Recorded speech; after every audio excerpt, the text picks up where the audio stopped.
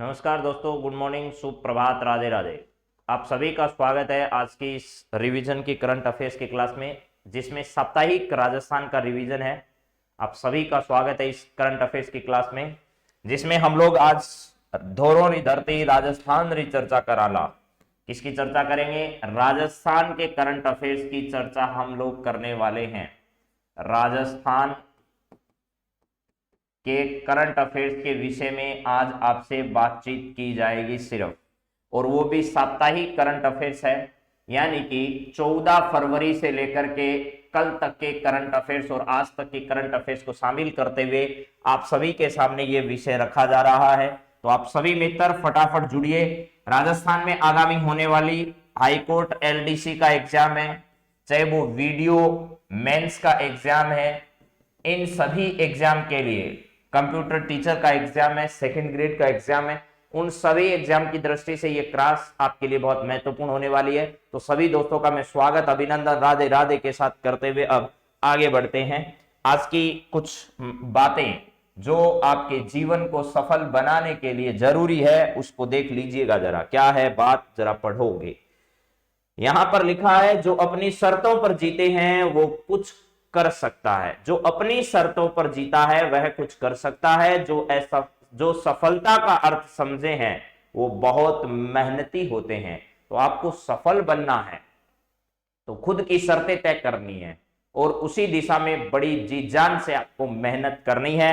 तब एक दिन आपको निश्चित तौर पर जीवन में सफलता की राह जो है वो हासिल होगी। अब जरा राजस्थान के कुछ सवाल जो आपके कल तक के दृष्टि से आए हैं, एग्जाम में महत्वपूर्ण बन सकते हैं, उन सभी क्लासों पर बातचीत कर रहे हैं, सभी सवालों पर बातचीत करने वाले हैं। ठीक है, हाँ जी। यहां पर पहला सवाल है आपके सामने, जो है वो देखिए क्या दे रखा है। यहां पर दिया हुआ है पहला ही सवाल, राजस्थान स्वास्थ्य विज्ञान विश्वविद्यालय के कुलपति हाल ही में किसे बनाए गए? Ashok Panagariya, Arvind Panagariya, Sudhir Bhandari, none of these. इसका सही जवाब मेरे मित्रों है डॉक्टर सुधीर भंडारी। सुधीर भंडारी को पहले कार्यवाहक इस यहां पर कुलपति बनाया गया, और इसके अलावा एसएमएस मेडिकल कॉलेज जो है, एसएमएल मेडिकल कॉलेज जो है, उस कॉलेज के प्रिंसिपल के पद पर हैं। एसएमएस मेडिकल कॉलेज के क्या है, प्राचार्य भी यही हैं, इनके पास यह जिम्मेदारी है। प्लस अब इनको राजस्थान स्वास्थ्य विज्ञान विश्वविद्यालय के कुलपति बनाए गए हैं। कोविड-19 के समय राजस्थान में जो प्रबंधन का काम किया था, वो सारा प्रबंधन का काम किसने किया? सुधीर भंडारी ने किया। इस वजह से इनको यहां पर सरकार ने भरोसा दिया है, सरकार ने सिफारिश की, और उस फाइल पर सिग्नेचर किसने किए? ये राज्यपाल महोदय ने किए। यानी सरकार ने इसके नाम की सिफारिश की। सरकार ने क्या की? सिफारिश। और इसको मंजूरी किसने प्रदान की? तो मंजूरी राज्यपाल महोदय ने प्रदान की। मंजूरी राज्यपाल कलराज मिश्र जो है, उन्होंने इसकी मंजूरी क्या कर दी? प्रदान कर दी। अशोक पनगड़िया, ये एक आपको पता है डॉक्टर थे, और अशोक पनगड़िया एसएमएस से संबंधित थे। इनका क्या हो चुका है? निधन हो चुका है। इसके बाद अरविंद पनगड़िया जो है, यानी अरविंद पनगड़िया, अशोक पनगड़िया का निधन हो चुका है, आप लोग ये जानते हैं। और अरविंद पनगड़िया जो है वो किस आयोग से संबंधित रहे हैं? नीति आयोग जो है, उस नीति आयोग के पहले उपाध्यक्ष रह चुके हैं। पहले उपाध्यक्ष कौन रहे हैं? उपाध्यक्ष आपके अरविंद पनगड़िया साहब रहे। तो अशोक पनगड़िया, अरविंद पनगड़िया, दोनों के नाम आपको याद हो जाएंगे। चलते हैं अगले सवाल की ओर। अगला सवाल आपके सामने जरा क्या है, ज्यादा विस्तार से बात नहीं करके फटाफट हमें रिवीजन करना है आज इन सब सवालों का।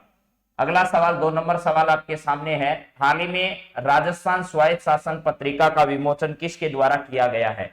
हाल ही में राजस्थान स्वायत्त शासन पत्रिका का विमोचन किसके द्वारा किया गया है? स्वायत्त शासन नाम की एक पत्रिका, राजस्थान स्वायत्त शासन नामक एक पत्रिका जो है, ये क्या है? एक पत्रिका है। इस पत्रिका का विमोचन किसके द्वारा किया गया है? तो इस पत्रिका का विमोचन मेरे मित्रों अभी हाल ही में किया गया सीएम के द्वारा। और सीएम कौन है? अशोक गहलोत साहब है। अशोक गहलोत जो है, इन्होंने इसका क्या किया है? अनावरण किया या इसका विमोचन किया है। यहां पर ध्यान रखिएगा, यह पत्रिका स्वायत्त शासन विभाग से क्या है, संबंधित है। और यह सरदारपुरा विधानसभा क्षेत्र कहां का है, जोधपुर का है, वहां से आते हैं।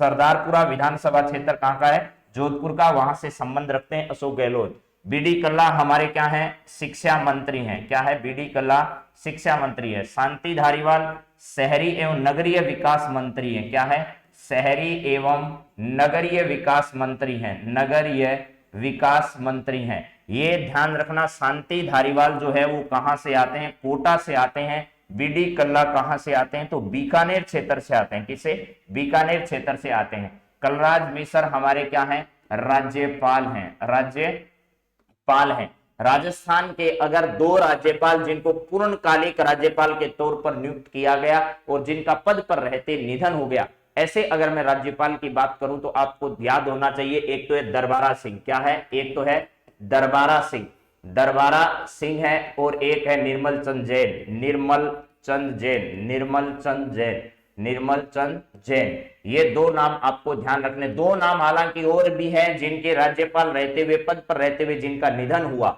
देखिए यहां पर दरबारा सिंह और निर्मल चंद जैन जो है, इनको कार्यवाहक के तौर पर नहीं दिया गया, ना इनको अतिरिक्त प्रभार दिया गया था। इनके पास पूर्ण राज्यपाल का दर्जा था, यानी पूर्णकालिक राज्यपाल के तौर पर इनको नियुक्त किया गया था, तब इनका निधन हुआ। एक है दरबारा सिंह और एक निर्मल चंद जैन। क्योंकि सीधा सवाल पूछता है कि ऐसे राज्यपाल के नाम बताइए जिनका पद पर रहते हुए निधन हुआ, तब तो उन दोनों के नाम और आएंगे। लेकिन अगर सीधा पूछा जाता है कि ऐसे राज्यपाल जिनको पूर्णकालिक राज्यपाल के तौर पर चुना गया और पद पर रहते निधन हुआ, तो 2 ही नाम आएंगे।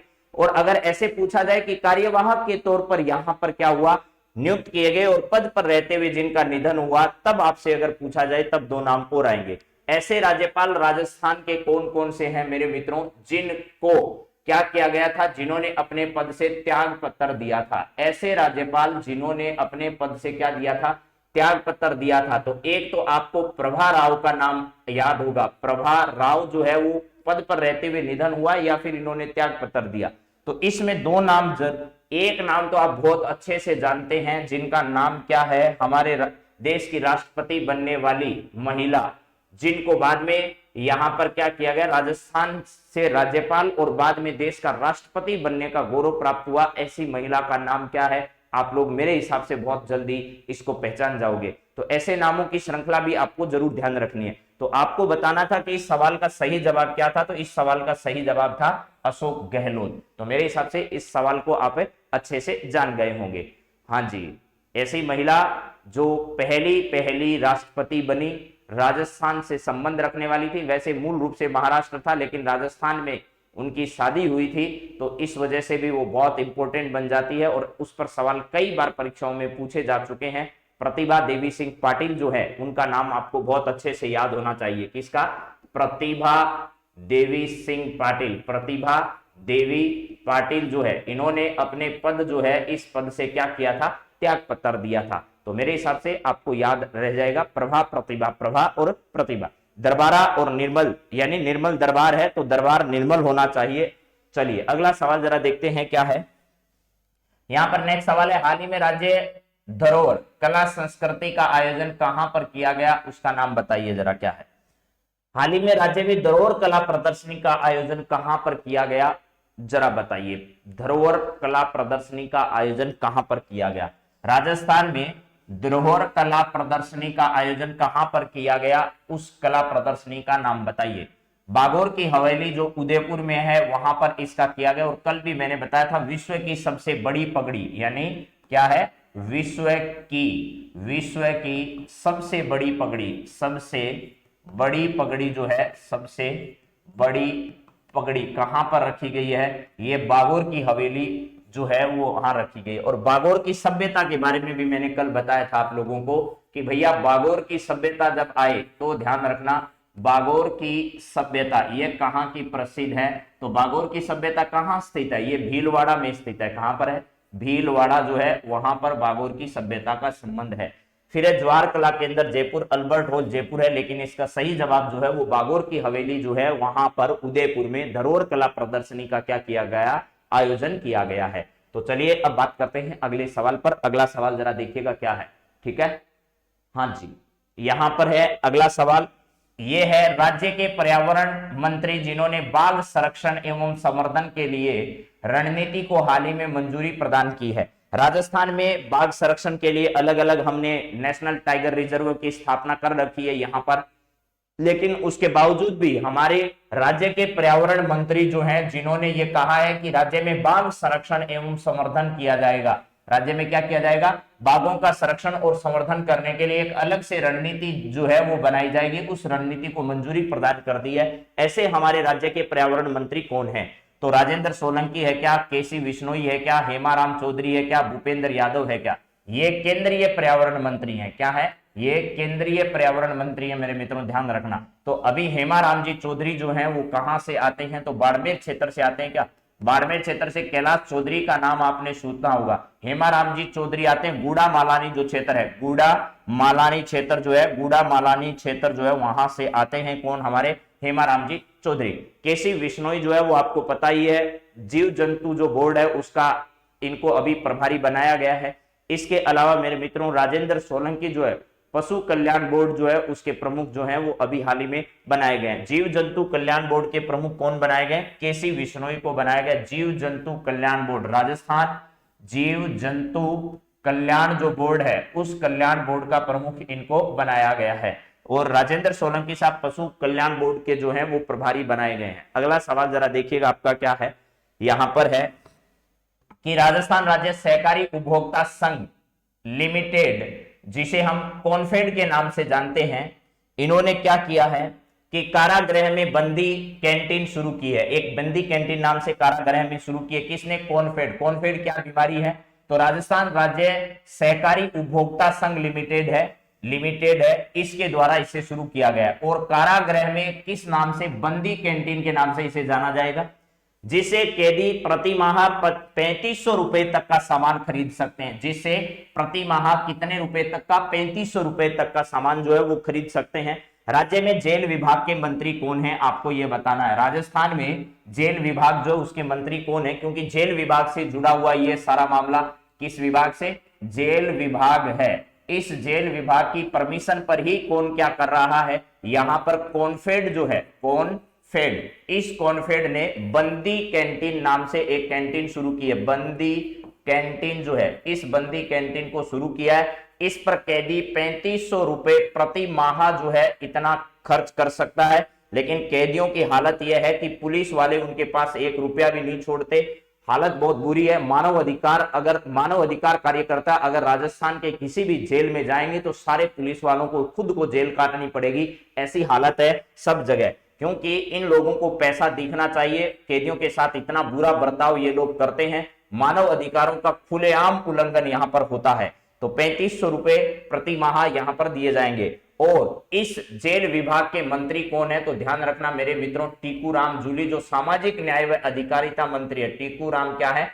जूली। ये टीकूराम जूली साहब जो है वो इस मंत्रालय के क्या है? मंत्री हैं। मेरे हिसाब से ये बात आपको याद रह जाएगी। यहां पर देखिएगा अशोक गहलोत हमारे सीएम साहब हैं। इसके अलावा टीकूराम जूली के पास सामाजिक न्याय व अधिकारिता विभाग भी है। सामाजिक न्याय व अधिकारिता विभाग, सामाजिक न्याय व क्या है? अधिकारिता विभाग जो है वो इंपॉर्टेंट है, परीक्षा में आएगा। प्रसादी लाल जी मीणा चिकित्सा मंत्री हैं। प्रसादी कहां पर मिलेगी? चिकित्सा मंत्री के पास मिलेगी। इसके अलावा रेहाना रियाज चिश्ती जो है, रेहाना रियाज चिश्ती महिला आयोग की अध्यक्ष बनाएगी राजस्थान में। महिला आयोग जो है उस महिला आयोग की अध्यक्ष किसको बनाया गया है? रेहाना चिश्ती को बनाया गया। यानी हमारा सही जवाब ये नहीं है, लेकिन रेहाना महिला आयोग की है, प्रसादी चिकित्सा की है, टीकूराम जूली सामाजिक न्याय व अधिकारिता मंत्रालय के मंत्री हैं। ये सही जवाब इसका होगा। अगला सवाल जरा देखिए मित्रों क्या है। जयेंद्रनाथ व्यास विश्वविद्यालय जोधपुर के कुलपति हाल ही में किसे बनाए गए हैं? ये बताइए। जयेंद्रनाथ व्यास विश्वविद्यालय खूब चर्चा में रहता है और कल आपने देखा होगा जयेंद्रनाथ व्यास की जयंती भी कल के दिन मनाई गई थी। जयेंद्रनाथ व्यास जो है राजस्थान के बड़े नेताओं में इनका नाम गिना जाता है और राजस्थान की राजनीति में शुरू से ही हमेशा चर्चित चेहरा माना जाने वाला जयेंद्रनाथ व्यास का चेहरा है। ठीक है, इन्होंने कई प्रकार की रचनाएं भी की थी, आप लोग ये बात जानते हैं। तो जयनारायण व्यास विश्वविद्यालय कहां स्थित है? जोधपुर में है। इसके नए कुलपति हाल ही में किसे बनाए गए? तो इसका सही जवाब होगा के एल श्रीवास्तव जो है, के एल श्रीवास्तव जो है, इनको जयनारायण व्यास विश्वविद्यालय का क्या बनाया गया है? कुलपति बनाया गया। रफीक खान नहीं है, मेवाराम जैन नहीं है, हाकम अली खान नहीं है, ये सब के सब जो हैं वो किसी न किसी आयोग के क्या बनाए गए? अध्यक्ष बनाए गए। किसी को वक्फ बोर्ड का अध्यक्ष बनाया गया, किसी को अल्पसंख्यक आयोग का अध्यक्ष बनाया गया। तो ये रफीक खान है, मेवाराम जैन है, हाकम अली खान है, ये सारे के सारे विभिन्न आयोगों के क्या बनाए गए? अध्यक्ष बनाए गए। अब जरा फटाफट बता दीजिएगा इनको कौन कौन से आयोग की जो जिम्मेदारी है वो अभी हाल ही में प्रदान की गई है। इनको कौन कौन से आयोग की जिम्मेदारी जो है वो प्रदान की गई है, ये जरा आप लोग बता सकते हो तो बताइएगा। किस किस को किस किस आयोग की जिम्मेदारी जो है वो हाल ही में प्रदान की गई है? किस व्यक्ति को कौन कौन सा आयोग दिया गया है, उस आयोग का आपको बताना है नाम, कि भाई इनके पास ये आयोग है और इस आयोग के रहते हुए इनको यह जिम्मेदारी क्या की गई है? सौंपी गई है। उसका नाम आपको बताना है। किसी को वक्फ बोर्ड का अध्यक्ष बनाया गया है, तो किसी को साधारणतः ही जिम्मेदारी जो है वो सरकार के द्वारा क्या कर दी गई है? सौंप दी गई है। तो ऐसे कौन कौन से व्यक्ति हैं जिनके पास कौन कौन सी जिम्मेदारियां हैं? चलिए इतने में हम आगे वाले सवाल पर बातचीत करते हैं, आप इसको थोड़ा तय कर लीजिएगा। यहां पर हमारे पास अगला सवाल जो है वो देखिएगा क्या है। प्रधानमंत्री ग्रामीण डिजिटल साक्षरता अभियान के तहत 5 वर्षों में ग्रामीण इंटरनेट यूजर्स की संख्या की दृष्टि से राजस्थान का स्थान कौन सा है? तो जरा इसको देखिएगा। प्रधानमंत्री ग्रामीण डिजिटल साक्षरता अभियान के तहत अंतिम 5 वर्ष का मतलब है जो हमारे लास्ट के 5 साल है, इनमें ग्रामीण इंटरनेट यूजर्स की दृष्टि से राजस्थान का देश में स्थान कौन सा है, यह आपको बताना है। तो इसमें राजस्थान का स्थान पहला नहीं है, तीसरा नहीं है, 7वां नहीं है, राजस्थान का इसमें 5वां स्थान है। राजस्थान का इसमें कौन सा स्थान है?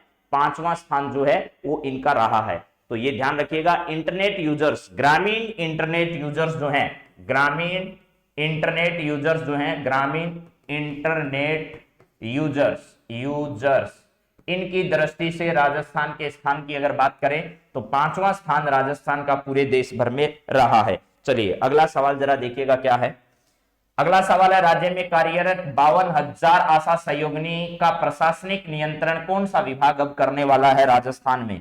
यानी राजस्थान में कार्यरत आशा सहयोगिनी, देखो 3 कार्यकर्ता होते, एक होता है एएनएम, एक क्या होती है? एएनएम होती है, एक होती है आशा सहयोगिनी और एक होती है आंगनबाड़ी कार्यकर्ता। आंगनबाड़ी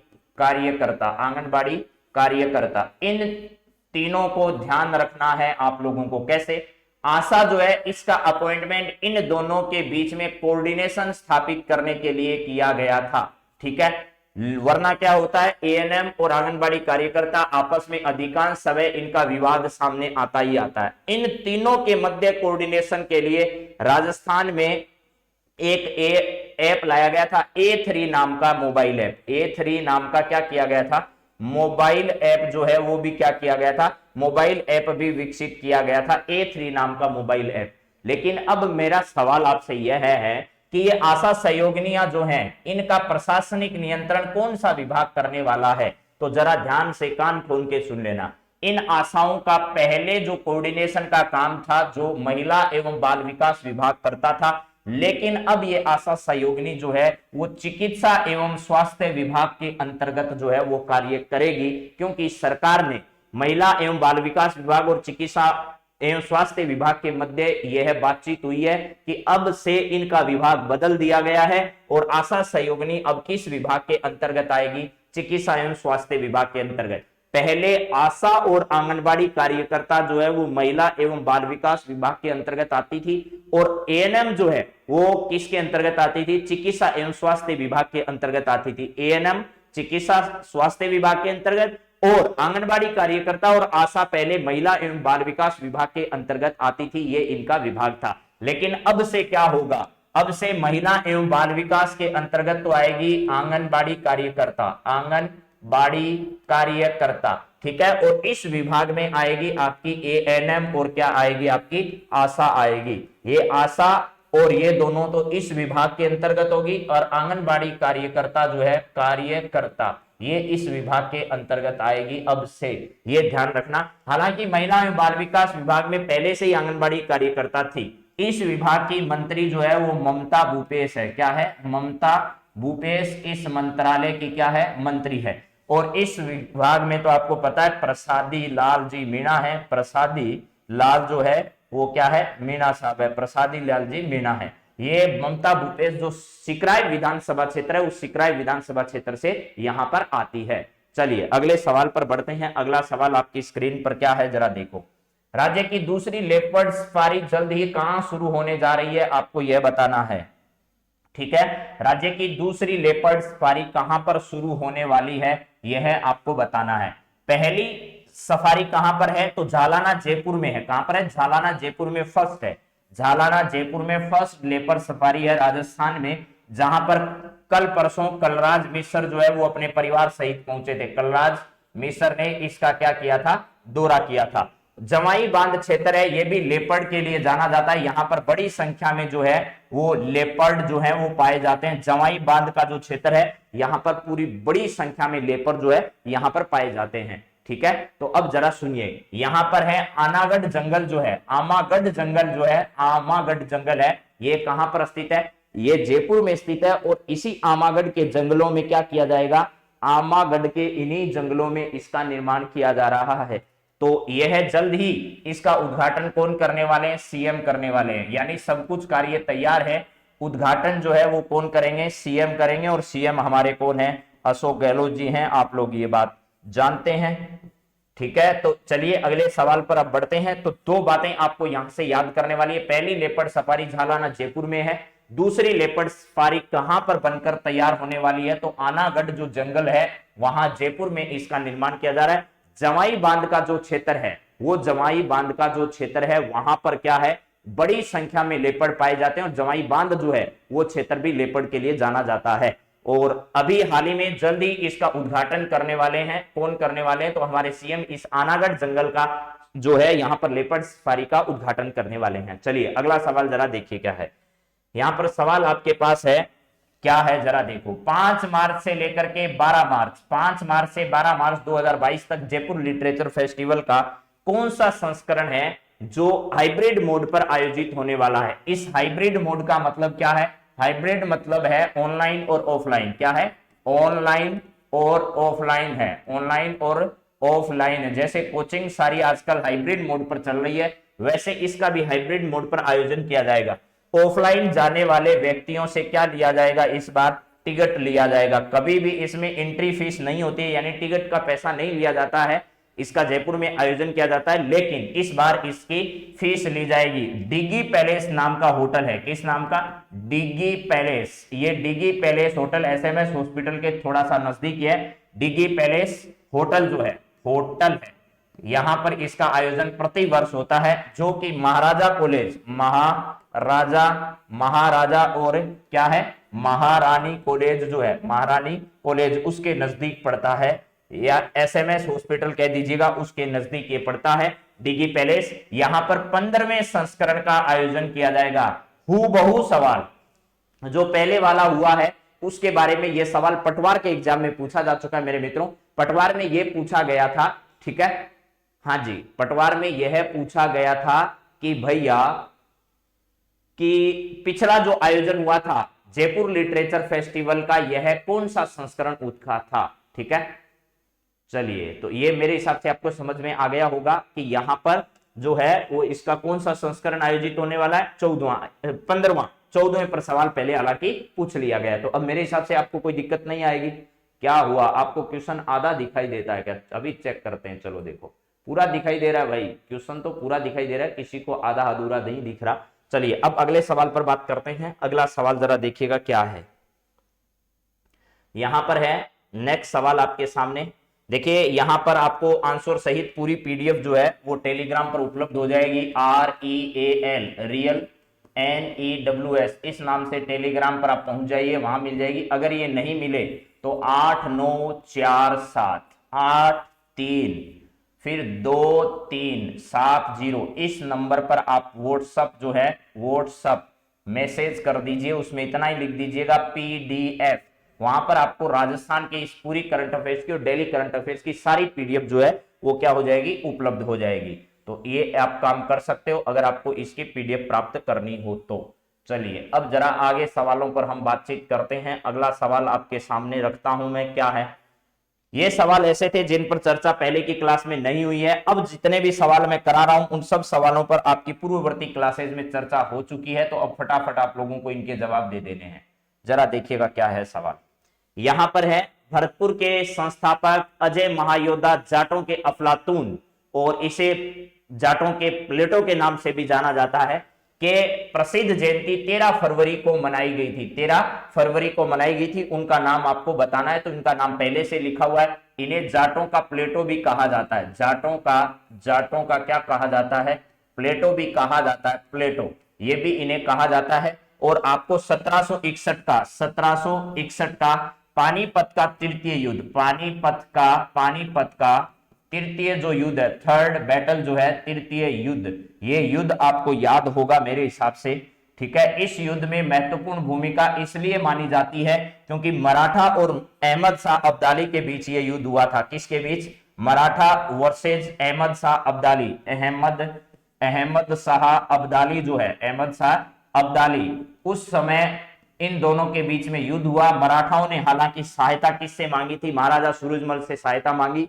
महाराजा सूरजमल सहायता देने के लिए तैयार भी हो गए, लेकिन महाराजा सूरजमल ने एक शर्त ये रखी थी कि आप अपने रानी रजवाड़ों ये सब जो लेकर आए हो बच्चों को, इनको हमारे दुर्ग में यानी भरतपुर दुर्ग के अंदर सुरक्षित यहां पर ठहरा दीजिए, उसके बाद हम युद्ध लड़ने जाएंगे तो युद्ध की दिशा ही बदल देंगे। लेकिन ये बात मराठा कहां स्वीकार करने वाले थे, मराठाओं ने उनकी बात को स्वीकार नहीं किया। जिस दिशा में पानीपत का ये तृतीय युद्ध अहमद शाह अब्दाली के खिलाफ महाराजा सूरजमल लड़ना चाहते थे, उस पर सहमत नहीं हो पाए। फिर महाराजा सूरजमल को ऐसी कुछ बातें कही गई, उसके बाद वो इस युद्ध में भाग लेने नहीं पहुंचे। तो बाद में हुआ क्या, मराठा इस युद्ध में अपनी सारी क्षमता खो चुके और इस युद्ध ने यह तय कर दिया था कि अब हिंदुस्तान पर कौन राज नहीं करेगा। तो महाराजा सूरजमल इसका सही जवाब है। चलिए अगले सवाल पर बात करते हैं।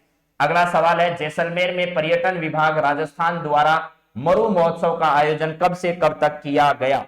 ठीक है, कब से कब तक किया गया, 13 से 16 फरवरी तक, 16 से 20 फरवरी, 15 से 22 फरवरी, 20 से 25 फरवरी। तो इसका सीधा सीधा जवाब आप लोगों को मिल रहा होगा। यहाँ पर इसका संपन्न हो चुका है पूरा कार्यक्रम जो है वो कब से कब तक इसका आयोजन किया गया। तो 13 से लेकर के 16 फरवरी 2022 तक राजस्थान के जैसलमेर में दोरों की धरती में इसका आयोजन किया गया। तो पर्यटन विभाग राजस्थान जो है इसके द्वारा इस मेले का क्या किया जाता है, प्रतिवर्ष आयोजन किया जाता है। इस मरु महोत्सव में ध्यान रखिएगा, एक तो पगड़ी जो है, पगड़ी, इसके अलावा मूंछ, इसके अलावा नृत्य, इसके अलावा ऊंट दौड़, इस प्रकार की विभिन्न प्रतियोगिताओं का क्या किया जाता है, आयोजन किया जाता है। सौंदर्य प्रतियोगिता जो है, सौंदर्य प्रतियोगिता, उसे मूमल प्रतियोगिता के नाम से, यानी मिस मूमल, मिस्टर मूमल और मिस मूमल होता है और मिस्टर डेजर्ट, इस प्रकार की विभिन्न प्रतियोगिताओं का यहां पर क्या किया जाता है,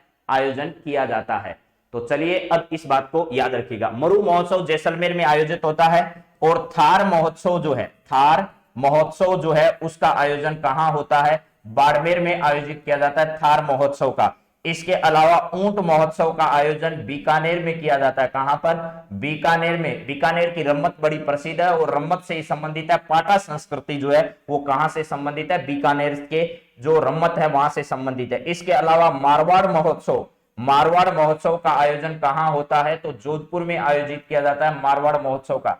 इसके अलावा मेरे मित्रों मेवाड़ महोत्सव कुंभलगढ़ में आयोजित होता है। कुंभलगढ़ महोत्सव या मेवाड़ महोत्सव उसे कहते हैं अपन लोग, क्या है, कुंभलगढ़ जो है, यहां पर इसका क्या किया जाता है, आयोजन किया जाता है। तो चलिए अब अगले सवाल पर बढ़ते हैं। अगला सवाल आपकी स्क्रीन पर क्या है, जरा देखो।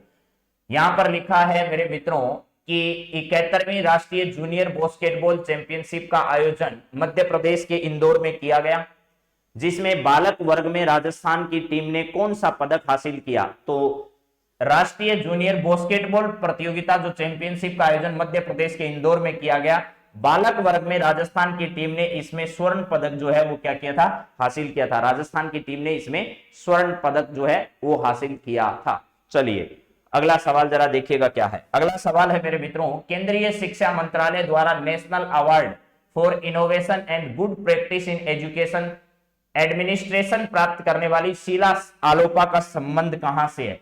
केंद्रीय शिक्षा मंत्रालय जो है इसके द्वारा international award for innovation and good practice in education administration यह प्राप्त करने वाली शीला आलोपा का संबंध किस जगह से है? तो शीला का संबंध जो है वो जोधपुर से है। कहां से है? जोधपुर से संबंधित है शीला आलोपा का संबंध। ये आप लोग थोड़ा याद कर लीजिएगा। इसका सही जवाब क्या है? जोधपुर है। चलिए, याद करने वाले बहुत ज्यादा महत्वपूर्ण सवाल आएंगे, उसको मैं पहले से ही आपको बता दूंगा, आप उनको बहुत अच्छे से याद करिएगा मेरे मित्रों। जैसे ये सवाल है, इसको रटना है, याद करना है, बहुत अच्छे से याद करना है। ये सवाल जरा सुनिएगा। राजीव अरोड़ा साहब जो हैं वो राजस्थान लघु उद्योग विकास निगम जो है उसके अध्यक्ष बनाए गए हैं। बहुत अच्छे से याद कर लीजिएगा, राजीव अरोड़ा को किस का अध्यक्ष बनाया गया? राजस्थान लघु उद्योग विकास निगम का। महादेव सिंह खंडेला को राजस्थान किसान आयोग का अध्यक्ष बनाया गया है। ब्रिज किशोर शर्मा को राजस्थान खादी एवं ग्रामोद्योग बोर्ड का अध्यक्ष बनाया गया है। धर्मेंद्र सिंह राठौड़ को राजस्थान पर्यटन विकास निगम का अध्यक्ष बनाया गया है। तो देखिए, धर्मेंद्र सिंह राठौड़ पर्यटन का है, ब्रिज किशोर शर्मा राजस्थान खादी एवं ग्रामोद्योग है, महादेव सिंह खंडेला राजस्थान किसान आयोग है, यानी किसान महादेव के भरोसे हैं। राजीव अरोड़ा लघु उद्योग विकास करेंगे, धर्मेंद्र जो है वो राजस्थान के पर्यटन को विकास देंगे, और ब्रिज किशोर शर्मा राजस्थान खादी एवं ग्रामोद्योग बोर्ड जो है उसके अध्यक्ष बनाए गए। ये सभी कथन आपके क्या हैं? इसमें सत्य हैं। चलिए, अगला सवाल जरा देखिएगा क्या है। अगला सवाल है, राजस्थान लोक सेवा आयोग के अध्यक्ष बनाए गए संजय कुमार क्षत्रिय को बनाया गया, जिनके संदर्भ में सत्य कथन आपको बताना है कौन सा है।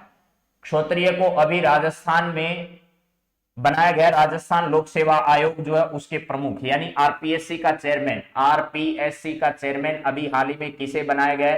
तो संजय कुमार क्षत्रिय। संजय कुमार, ये सवाल अच्छे से रट लेना, संजय कुमार क्षत्रिय को बनाया गया है। यह इस आयोग के 38वें अध्यक्ष हैं। क्या है? यह इस आयोग के 38वें अध्यक्ष हैं। आयोग में 1+7 मेंबर होते हैं, यानी एक अध्यक्ष और 7 इसमें क्या होते हैं? मेंबर होते हैं। यहां पर 20 अगस्त की डेट, 20 अगस्त 1949 का वर्ष आप लोग याद कर लीजिएगा। इसके अलावा यहां पर पहले इसका कार्यालय जयपुर में स्थापित किया गया, बाद में जयपुर से इसको कहां पर स्थानांतरित कर दिया गया?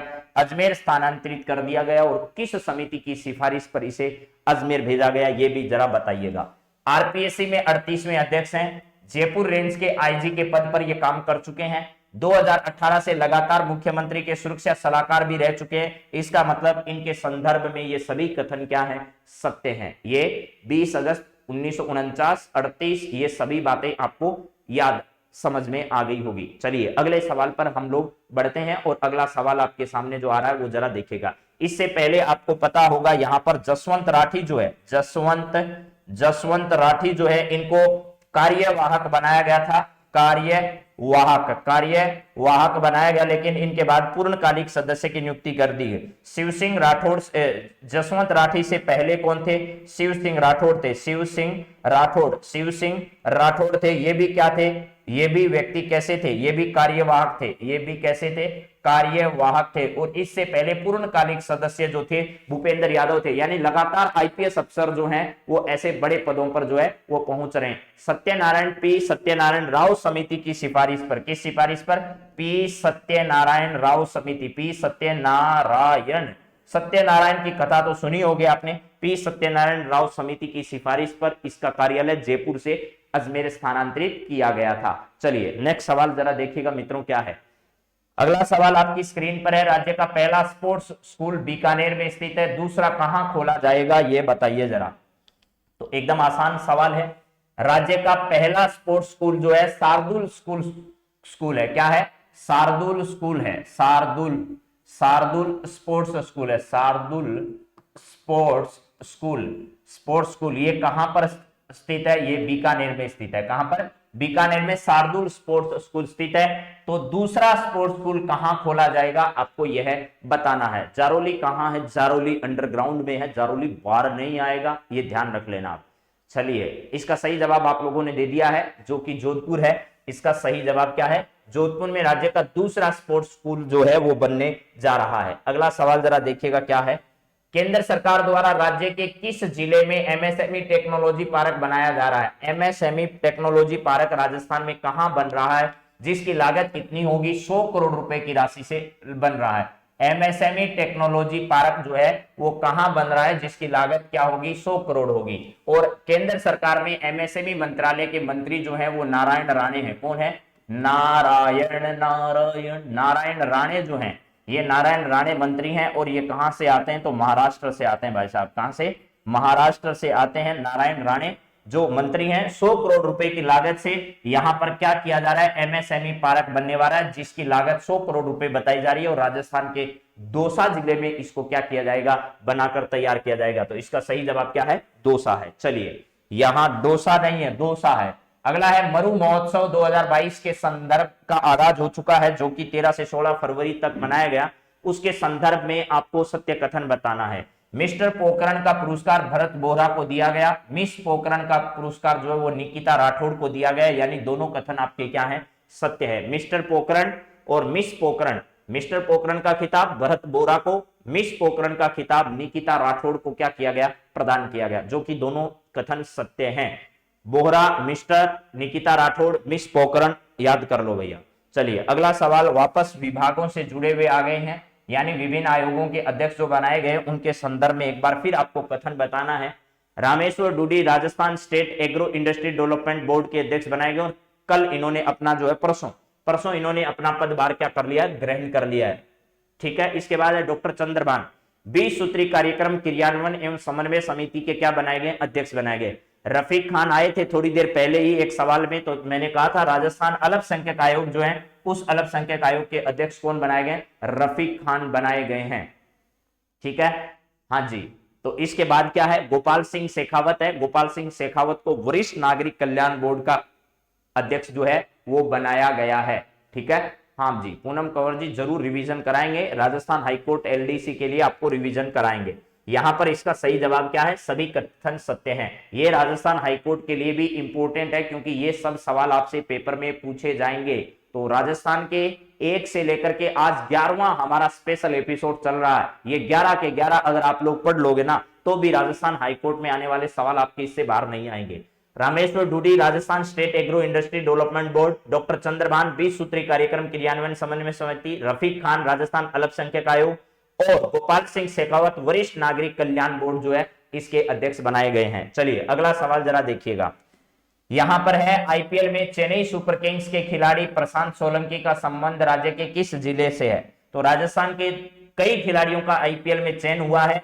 राजस्थान के एक है प्रशांत सोलंकी। प्रशांत सोलंकी का संबंध जोधपुर से है और जोधपुर के 2 खिलाड़ी जो हैं वो इसमें पहुंच चुके हैं। एक तो रवि बिश्नोई जो है वो पहुंच चुके हैं। रवि बिश्नोई जो है वो लखनऊ की टीम की तरफ से खेलेंगे। लखनऊ जो टीम है उस लखनऊ की टीम की तरफ से क्या करने वाले हैं? खेलने वाले हैं। इसके बाद जो है रवि बिश्नोई के अलावा यहां पर हैं हमारे प्रशांत सोलंकी। ये प्रशांत सोलंकी साहब जो है ये कहां से खेलने वाले हैं? तो चेन्नई सुपर किंग्स की जो टीम है ये खेलने वाले हैं। हालांकि इनका जन्म राजस्थान के जोधपुर में हुआ। जन्म कहां पर हुआ? जन्म इनका जोधपुर में जरूर हुआ, लेकिन ध्यान रखना वर्तमान में जो है ये कहां रहते हैं? वर्तमान में मुंबई में रहते हैं। वर्तमान में मुंबई में रहते हैं। इनका परिवार जो है वो व्यवसाय करने के लिए इनके पिताजी मुंबई शिफ्ट हो गए, वर्तमान में मुंबई में रहते हैं। चलिए, अगला सवाल जरा देखिएगा क्या होगा। यहां पर है अगला सवाल आपके सामने। दिल्ली मुंबई औद्योगिक कॉरिडोर के अंतर्गत जोधपुर पाली मारवाड़ इन्वेस्टमेंट रीजन में रोहट में औद्योगिक क्षेत्र बनेगा। यह किस जिले में स्थित है? आपको यह बताना है। दिल्ली मुंबई इंडस्ट्रियल कॉरिडोर को बहुत अच्छे से जानते हैं। यह हमारा प्यारा प्यारा राजस्थान है। इस राजस्थान से यहां से दिल्ली आपका है और नीचे जब गुजरात के नीचे यहां जाओगे तो यहां आपके महाराष्ट्र में क्या है? इसको ऐसे में अगर बनाऊं तो महाराष्ट्र में नहीं बनाएंगे ऐसा भैया, गड़बड़ हो जाएगी। यहां पर बनाएंगे तो ऐसे करके आपका एक इंडस्ट्रियल डेवलपमेंट कॉरिडोर गुजरेगा, जिसे हम डीएमआईसी के नाम से जानते हैं। डीएमआईसी के नाम से जानते हैं। दिल्ली मुंबई इंडस्ट्रियल कॉरिडोर जो है वो बनकर तैयार होगा और राजस्थान में इसका निर्माण तेजी से हो, राजस्थान में इसका कार्य तेजी से हो, इसके लिए एक संस्था की स्थापना भी राजस्थान में की गई है, जिसका नाम आपने खूब सुना होगा, रूडा जो है उसका नाम सुना होगा, रूडा। इस रूडा नाम की एक संस्था का जो है वो भी क्या किया गया, यहाँ पर स्थापना की गई है राजस्थान में। देखिए रूडा नाम की अलग संस्था भी हो सकती है, लेकिन इसके निर्माण के लिए भी एक संस्था का यहाँ गठन किया गया है। और एक इन्वेस्टमेंट रीजन आपका जो है वो है जोधपुर मारवाड़, पाली मारवाड़ इन्वेस्टमेंट रीजन राजस्थान में है, जो कि राजस्थान के रोहट में एक औद्योगिक, रोहट में औद्योगिक क्षेत्र का निर्माण अभी करने वाला है। ये रोहट जो है वो एक क्या है, तहसील है। रोहट क्या है, एक तहसील है, जो कि किस जिले में है, पाली जिले की एक तहसील है। किस जिले की, पाली जिले की एक तहसील है रोहट, वहां पर इसका क्या किया जाएगा, निर्माण किया जाएगा। तो आपका सही जवाब आ गया है, पाली इसका सही जवाब होगा। रीडा या रूडा जो भी आप लोग कहना चाहो, ठीक है, रीडा कह सकते हो या रूडा। चलिए अगली बात करते हैं, यहां पर अगला सवाल जरा देखिएगा क्या है। नेक्स्ट सवाल आपके सामने मित्रों, मद्रास हाईकोर्ट के मुख्य न्यायाधीश के रूप में शपथ ग्रहण करने वाले मुनीश्वर नाथ या मनीष भंडारी का संबंध राजस्थान में कहां से है, ये जरा बताइएगा। राजस्थान हाईकोर्ट के मुख्य न्यायाधीश के रूप में शपथ ग्रहण करने वाले जो हैं वो कौन है, मुनीश्वर नाथ हैं। राजस्थान से दो ऐसे जो हैं वो अध्यक्ष बने हुए हैं। राजस्थान से ऐसे दो व्यक्ति हैं जो अलग अलग हाईकोर्ट में क्या हैं मेरे मित्रों, राजस्थान से दो व्यक्ति ऐसे हैं जो अलग अलग हाईकोर्ट में जो है वो मुख्य न्यायाधीश के पद पर अभी वर्तमान में तैनात हैं। तो दोनों का नाम आप बहुत अच्छे से जानते हैं, मेरा ये अनुमान है, मेरा ये मानना भी है कि आपको मैंने दोनों के नाम बता रखे हैं। एक तो कहां पर है, तो ये मुनीश्वर नाथ जो है या मनीष भंडारी जो है, ये राजस्थान के जयपुर से तो इनका क्या है, संबंध है। राजस्थान के जयपुर से इनका संबंध है। और राजस्थान हाईकोर्ट में क्या थे पहले, राजस्थान हाईकोर्ट जो है, राजस्थान हाईकोर्ट में वकील के कोटे से, राजस्थान हाईकोर्ट में किस कोटे से, वकील कोटे से, वकील कोटे से न्यायाधीश बने। वकील कोटे से क्या बने थे, न्यायाधीश बने थे, न्यायाधीश बने थे। और अभी हाल ही में जो है ये मद्रास हाईकोर्ट में ही न्यायाधीश के पद पर कार्यरत थे, और उसके बाद इन्हें कार्यवाहक मुख्य न्यायाधीश बनाया गया। देखिए मद्रास हाईकोर्ट में पहले ये क्या हुए, न्यायाधीश हुए, पहले ट्रांसफर करके इन्हें यहां भेजा गया न्यायाधीश, न्यायाधीश के बाद इन्हें कार्यवाहक मुख्य न्यायाधीश बनाया गया, कार्यवाहक मुख्य न्यायाधीश इनको बनाया गया, कार्यवाहक मुख्य न्यायाधीश यहां पर बनाया गया। उसके बाद अब इन्हें पूर्णकालिक यानी मुख्य न्यायाधीश का पद यहां पर दे दिया गया, मुख्य न्यायाधीश जो है इसका पद यहां पर इन्हें प्रदान कर दिया गया।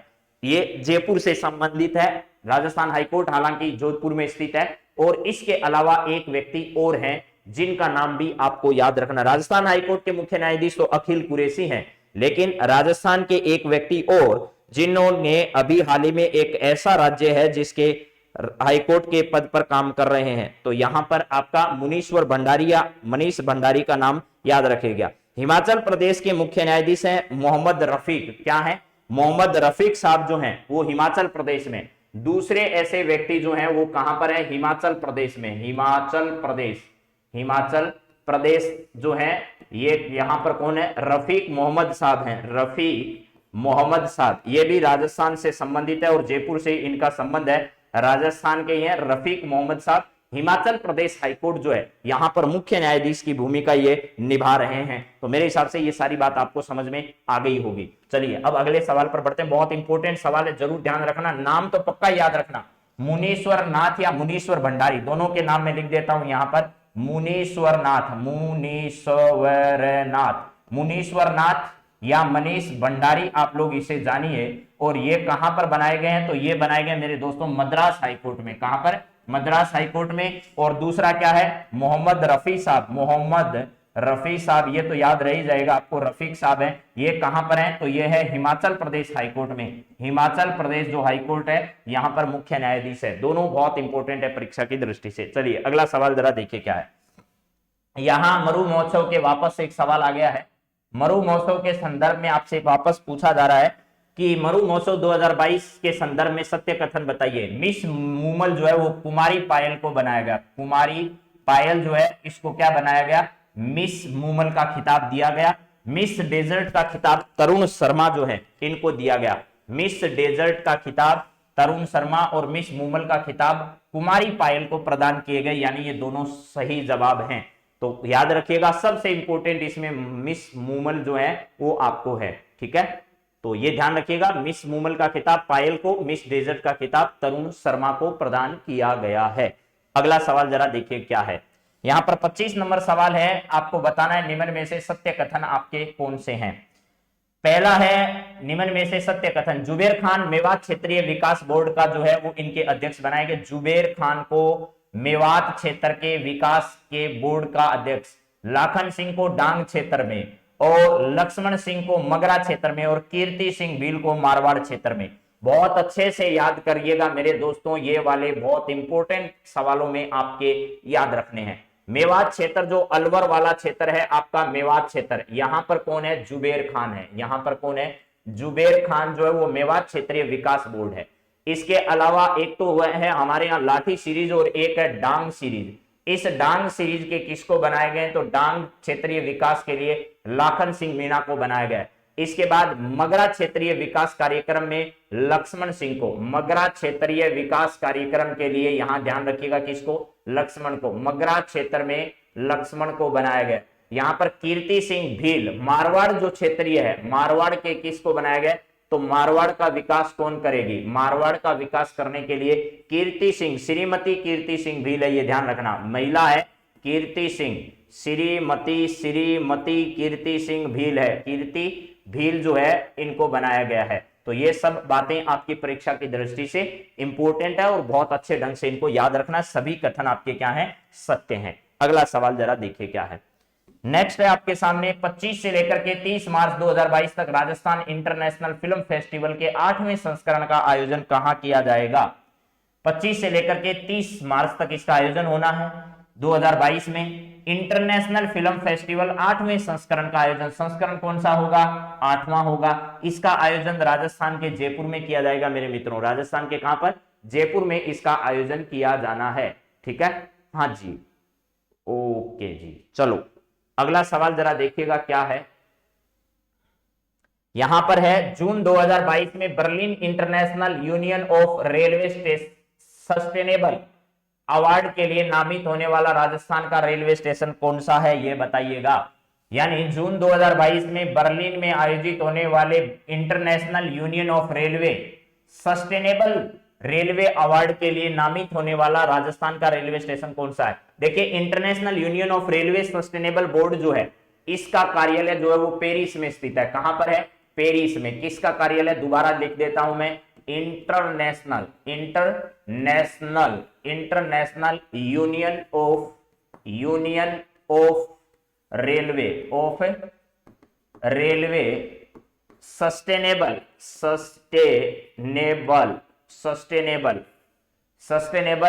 रेलवे बोर्ड जो है, रेलवे बोर्ड, इस रेलवे बोर्ड का जो क्या है भैया, जो कार्यालय है वो कहां पर स्थित है? पेरिस, जो कि कहां पर है? फ्रांस में, वहां है। लेकिन यह पुरस्कार कहां पर दिया जाएगा? तो यह पुरस्कार दिया जाएगा बर्लिन में। ये अवार्ड के लिए नामित होने वाला राजस्थान का रेलवे स्टेशन जो है वो कौन सा है? कोटा का रेलवे स्टेशन है। कहां का है? कोटा का रेलवे स्टेशन जो है वो है। चलिए नेक्स्ट सवाल जरा देखिएगा क्या है। इससे पहले मैं थोड़ी सी बात आपको और अगर बताऊं तो जरा देखिएगा मेरे मित्रों क्या है। पीछे वाला सवाल पर ही हम अगर वापस आए तो यहां पर उदयपुर का जो रेलवे स्टेशन है इसे एयरपोर्ट की तर्ज पर, किसकी तर्ज पर? एयरपोर्ट की तर्ज पर क्या किया जाएगा? विकसित किया जाएगा यहां पर। और जयपुर का और उदयपुर का इंटरनेशनल जो है, इंटरनेशनल रेलवे स्टेशन की तर्ज पर इन सबको क्या किया जाना है? तैयार किया जाना है, जिसमें मुख्यतः आपका जयपुर का गांधीनगर का रेलवे स्टेशन जो है उसको वर्ल्ड क्लास रेलवे स्टेशन में तब्दील किया जा रहा है। नेक्स्ट सवाल है, उद्योग वाणिज्य विभाग द्वारा प्रदेश में 6 बुनकरों को बुनकर पुरस्कार योजना के तहत चयन किया गया है। इस पुरस्कार योजना की शुरुआत कब की गई थी यह बताइए। मैंने आपको यह बात बताई थी कि भैया राज्य स्तर पर 3 पुरस्कार दिए जाते हैं। राज्य स्तर पर 3 पुरस्कार जो हैं वो इसमें प्रदान किए जाते हैं। उसकी राशि कितनी कितनी दी जाती है पहले आप लोग ये बताइए, क्योंकि मैंने 2 दिन पहले ही आपको ये राशि बताई है। उसके बाद जिला स्तर पर कितनी कितनी राशि प्रदान की जाती है ये भी बताइए। जिला स्तर पर 3 पुरस्कार दिए जाते हैं, पहला, दूसरा और तीसरा। राज्य स्तर पर भी 3 पुरस्कार दिए जाते हैं, पहला, दूसरा और तीसरा।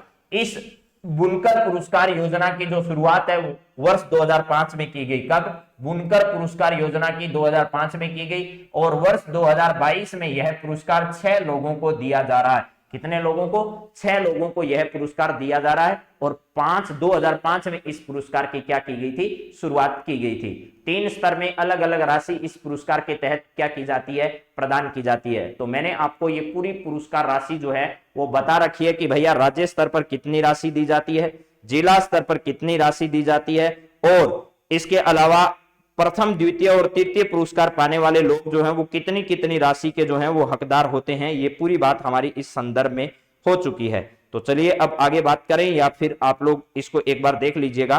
तो मैंने आपको बता रखा है 21,000, 11,000 और 7100 रुपए क्या किए जाते हैं? इसमें प्रदान किए जाते हैं। 21,000 रुपए, ठीक है, 21,000 रुपए की राशि इसमें दी जाती है। इसके अलावा 11,000 रुपए की राशि दी जाती है और 7,100 रुपए की राशि ये राज्य स्तर पर पहला, दूसरा और तीसरा पुरस्कार प्रदान करने वाले, प्राप्त करने वालों को दिया जाता है। 51, 31 और 21, 5100 रुपए, 3100 रुपए और 2100 रुपए जो है वो जिला स्तर पर प्रथम, द्वितीय, तृतीय आने वाले प्रतिभागियों को यह राशि क्या की जाती है? प्रदान की जाती है। तो राज्य स्तर पर पहला व्यक्ति आएगा, उसको 21,000 रुपए, दूसरा 11,000, फिर 7,100 रुपए, फिर जिला स्तर पर आने वाले को 5100, 3100 और 2100 रुपए की राशि यहां पर प्रदान की जाती है। ठीक है, हाँ जी, आज क्वेश्चन बहुत है राजावत साहब, यहां पर हैं आज आपके सारे करंट अफेयर्स के सवाल जो हैं वो साप्ताहिक रिवीजन राजस्थान का है। तो बुनकर पुरस्कार योजना के तहत चयनित होने वाले पुरस्कारों के संदर्भ में आपको बताना है कि इनमें से कौन कौन से व्यक्ति हैं जिनको पुरस्कार प्रदान किए गए हैं। बुनकर पुरस्कार योजना के तहत चयनितों के संदर्भ में सत्य कथन आपको बताना है। श्रीमती इंदिरा जो है, श्रीमती इंद्रो नाम है वैसे इसका, ये कहां से संबंधित है? जैसलमेर से संबंधित है।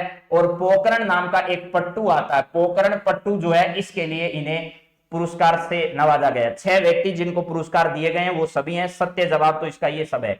गुलाम अहमद जो है, इनको प्लेन खेस के लिए, गुलाम अहमद का संबंध कहां से है? सवाई माधोपुर से। इनका संबंध अगर पूछे तो सवाई माधोपुर से, और प्लेन खेस के लिए दिया गया है। शक्ति सिंह नरूका का संबंध पूछे तो टोंक से है, और किसके लिए दिया गया? सूती साड़ी के लिए दिया गया। मकबूल अहमद जो है, मकबूल अहमद का संबंध तो 12 से है, लेकिन कोटा डोरिया साड़ी के लिए यह है, इन्हें पुरस्कार दिया है। बुद्धराम का संबंध कहां से है? जोधपुर से है, लेकिन इन्हें सूती दरी के लिए यह पुरस्कार दिया गया है। श्रीमती सुमन का संबंध बीकानेर से है, लेकिन इन्हें कोटिंग ऊनी जो वस्त्र हैं उनके लिए यह पुरस्कार राशि प्रदान की गई है। तो बुनकर पुरस्कार योजना में इस बार 6 बुनकरों का क्या किया गया? चुनाव किया गया है। चलिए अगला सवाल जरा देखिएगा क्या है। अगला सवाल है मित्रों, निम्न में से सत्य कथन आपको बताना है कि इनमें से सत्य कथन आपका कौन सा है। जरा पढ़िए क्या है सत्य कथन वाला जैसा। भंवरू खान जो है, भंवरू खान ये राजस्थान के राज्य पिछड़ा वर्ग आयोग के अध्यक्ष है। भंवरू खान जो है ये राजस्थान के किस आयोग के अध्यक्ष हैं? राज्य पिछड़ा वर्ग आयोग के हैं। जोगेंद्र सिंह अवाना जो है वो देवनारायण बोर्ड के अध्यक्ष हैं। लक्ष्मण सिंह विश्नोई जो है राज्य, अभी आया था थोड़ी देर पहले ही, आपको पता होगा लक्ष्मण सिंह विश्नोई, तो राज्य जीव जंतु कल्याण बोर्ड के अध्यक्ष हैं। राजस्थान में क्या है? जीव जंतु कल्याण बोर्ड के क्या है? अध्यक्ष कौन है? लक्ष्मण सिंह विश्नोई है। ये सभी कथन इसके क्या है? सत्य हैं। चलिए अगला सवाल जरा देखिएगा क्या है। ये नाम याद कर लीजिएगा सब, 45 के आसपास बोर्डों के अध्यक्ष बनाए, जो मैंने इंपोर्टेंट आपको सारे करवा दिए हैं। मरु महोत्सव 2022 के संदर्भ में सत्य कथन बताइए क्या होगा। इस आयोग में इंडिया बुक ऑफ रिकॉर्ड में 2 रिकॉर्ड दर्ज किए गए। ये बात सही है कि India book of world record में इस बार मरु महोत्सव के 2 world record India book of world record में रिकॉर्ड दर्ज किए गए हैं। ऊंटों की दौड़ के विजेता साहबदीन, जो कि सगरों की बस्ती के रहने वाले हैं, यानी साहबदीन सगरों की बस्ती जो है वो ऊंटों की दौड़ के विजेता रहे हैं। ऊंटों की दौड़ के उप विजेता हाकू खान, जो कि गूंगों की बस्ती जो है उससे संबंधित है। ये दोनों तीनों कथन आपके इसमें क्या है? सही है। यानी साहबदीन जो है वो गूंगों की बस्ती नहीं है, सगरों की बस्ती है। साहबदीन सगरों की बस्ती, ऊंट दौड़ के विजेता हैं, उप विजेता याद करने की जरूरत नहीं है। और 2 रिकॉर्ड जो है इंडिया ऑफ वर्ल्ड रिकॉर्ड में क्या किए गए हैं? दर्ज किए गए हैं। अगला सवाल, 25वें भारतीय पक्षी मेले का आयोजन कहां पर किया जा रहा है? ये तो बहुत अच्छे से जानते होंगे। पक्षियों की एक गणना की जा रही है इस वक्त, और ऐसा कहा जाता है कि विश्व के बहुत सारे पक्षियों की यहां पर गणना की जाती है, और सबसे बड़ी पक्षी गणना इसे आप लोग कह सकते हो। 25वें भारतीय पक्षी मेले का, बर्ड फेस्टिवल का आयोजन कहां पर राजस्थान में किया जा रहा है? तो इसका ध्यान रखिएगा, मानसागर झील जो है, मानसागर झील जो है, मानसागर झील जयपुर में स्थित है, वहां पर इसको आयोजित किया जा रहा है। मानसागर झील जयपुर में इसका आयोजन किया जा रहा है। ये मानसागर झील जो है, इस झील के अंदर ही आपका जल महल बना हुआ है, जल महल बना हुआ है, जल महल बना हुआ है। जो जल महल किसके लिए? पंडितों के लिए, यानी जो यहां पर यज्ञ किया गया उस यज्ञ में भाग लेने आए पंडित जो हैं, उन पंडितों के निवास के लिए इन महलों का निर्माण किया गया था। आमेर जब हम जाते हैं, आमेर और कुंडा की तरफ जब जाते हैं, चौपड़ की तरफ से, किसकी तरफ से? चौपड़ जो है, बड़ी चौपड़ जो है, वहां चौपड़ से, बड़ी चौपड़ से किस रास्ते से होते हुए आमेर के लिए जब जाते हैं, तो रास्ते में यहां पर आपको क्या मिलेगा? जल महल और मानसागर झील। जल महल जो है, ये महल किस झील में है? मानसागर झील के अंदर है। वहां पर पक्षी मेले का आयोजन किया जा रहा है। और ये कौन सा पक्षी मेला है? तो 25वां पक्षी मेला है। ये बात अच्छे से याद रखिएगा, 25वें पक्षी मेले का आयोजन किया जा रहा है। देखो, दो बात याद हो जाएगी ढंग से आपको अगर याद करोगे तो, ठीक है। एक तो आपका साहित्य जो सम्मेलन है वो वाला, यानी साहित्य जो फेस्टिवल है वो भी जयपुर में आयोजित हो रहा है, उसका कौन सा संस्करण है, और इसके अलावा पक्षी मेले का कौन सा संस्करण है। अगला, राजस्थान राज्य आर्थिक पिछड़ा वर्ग बोर्ड जो है, उस आर्थिक पिछड़ा वर्ग बोर्ड का अध्यक्ष हाल ही में किसे बनाया गया? यहां देखिए, अन्य पिछड़ा वर्ग नहीं है, ना अनुसूचित जाति पिछड़ा वर्ग है, यहां है आर्थिक पिछड़ा वर्ग। तो आर्थिक शब्द आए तो आप किस पर टिक कर दीजिएगा? यहां अनिल शर्मा पर इसे टिक कर दीजिएगा। इसे आर्थिक पिछड़ा वर्ग आयोग का अध्यक्ष बनाया गया।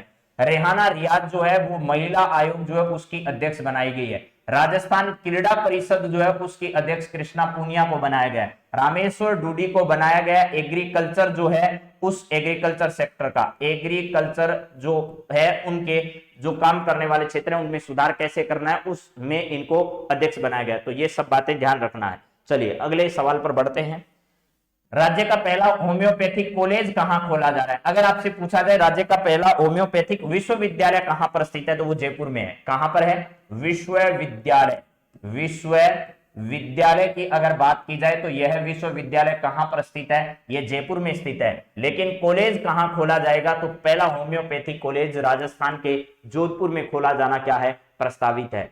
चलिए अगली बात करें, fintech university, fintech park. Fintech university भी कहां पर?